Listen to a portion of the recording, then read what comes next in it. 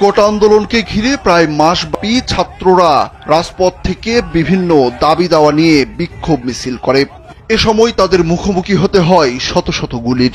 রাজপথে বিক্ষোভ মিছিলে গিয়ে চোখ সহ শরীরের বিভিন্ন জায়গায় গুলিতে ছাত্র আন্দোলন কর্মী আব্দুস সালাম টিপু আহত হন। অথচ এখনো তার মা জানেন না গুলিতে টিপু চোখ হারিয়েছে। এই আন্দোলনে সিলেটের বিভিন্ন শিক্ষা প্রতিষ্ঠানের ছাত্র সমাজ ও সাধারণ সচেতন মহল রাজপথে আন্দোলন সংগ্রাম করেছে।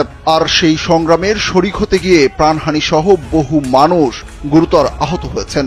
তাদেরই একজন আব্দুস সালাম টিপু।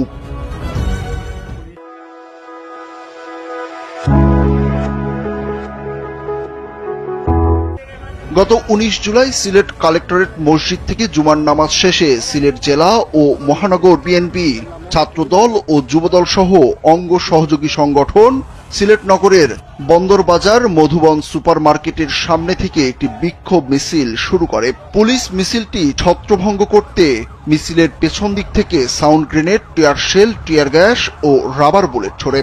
এক পর্যায়ে বিক্ষোভ মিছিলটি ঘুরে দাঁড়ালে পুলিশের সঙ্গে আন্দোলনকারীদের ধাওয়া পাল্টা ধাওয়া শুরু হয়।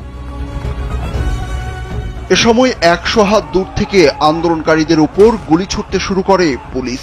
পুলিশের ছোড়া দুটি রাবার বুলেট টিপুর এক চোখে এবং শরীরের বিভিন্ন স্থানে প্রবেশ করে।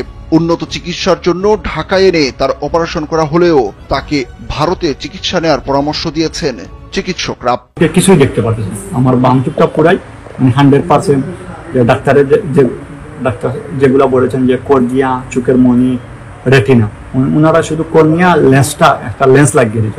এখন আমার রেটিনা অপারেশন করতে হবে, যেটা আসলে দেশের বাম চোখে কিছুই দেখি না, দেশের বাইরে করতে হবে। ওনারা ইন্ডিয়ার প্রেফার করেন, আমি ইন্ডিয়ার ভিসার জন্য আবেদন করেছি, হয়তো আশা করছি কালকে পেয়ে যাব।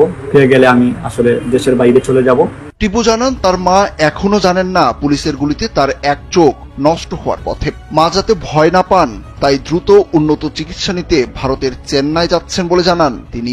বিশেষ করে আমার আম্মা, আসলে এখন পর্যন্ত আম্মা জানে না, আম্মা জানে যে আমি চোখে শুধু আমার একটু জ্বলে গেছি। পরিবার আসলে একটি যখন মানে আমার ভাই অথবা যে কোনো সূত্রে আমি আসলে চোখে গুলি বেঁধেছি, আসলে পরিবার খুবই এটা নিয়ে খুব চিন্তিত যে আমি চোখে দেখতে পারবো কিনা, আমার চোখের অবস্থা কি, অথবা আমি এই চোখে দেখতে পারবো, এটা নিয়ে আসলে পরিবার অনেক দুশ্চিন্তা আছে। টিপু সিলেট মদনমোহন কলেজের সাবেক শিক্ষার্থী ও সিলেট জেলা ছাত্র দলের সাবেক সহ সাংগঠনিক সম্পাদক। তিনি বালাগঞ্জ উপজেলার ফুজকিপুর গ্রামের মৃত মাহমুদ আলীর ছেলে।